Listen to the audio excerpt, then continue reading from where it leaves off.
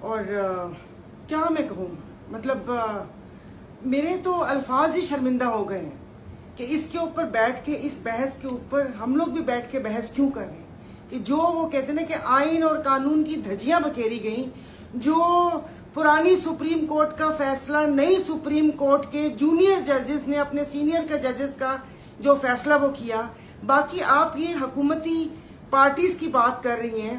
چلے نون تو جس طریقے سے 17 سیٹوں کے اوپر دھاندلی سے بیٹھی ہوئی ہے اور دکھا رہی ہے، ہمیں چڑھا رہی ہے، عطا تارڑ والا اشارہ کر رہی ہے کہ یہ ہے تم لوگوں کا آئین۔ پیپلز پارٹی اور جے یو آئی کس منہ سے یہ لیں گی؟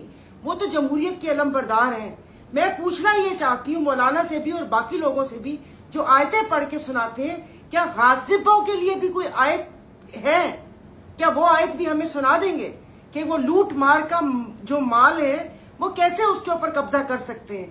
اب ان کی جمہوریت کی بالادستی اور ساری وہ سول اور بھی خدا جانے کون سی بالادستی۔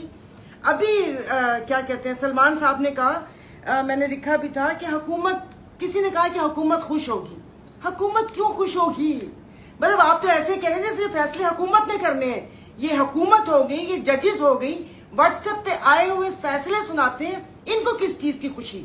ان کو تو اپنی مراد یا باقی جو چیزیں ان کو ہڈی ڈالی جائے گی کہ بس ٹھیک ہے فیس پر تم ہو، کیونکہ کل کسی نے آ کے اس فیصلے سے پہلے ہی چور کی داڑھی میں تنکا۔ ہمارا سیاست سے کوئی تعلق نہیں ہے، ہم چغد ہیں نا، ہمارے ماتھے پہ چغد لکھا ہوا ہے کہ ہمیں یہ نہ پتا چلے کہ آپ کو اس فیصلے سے تعلق ہے یا نہیں ہے، آپ کا سیاست سے تعلق ہے یا نہیں ہے۔ اب آپ مجھے بتائیں کہ یہی لوگ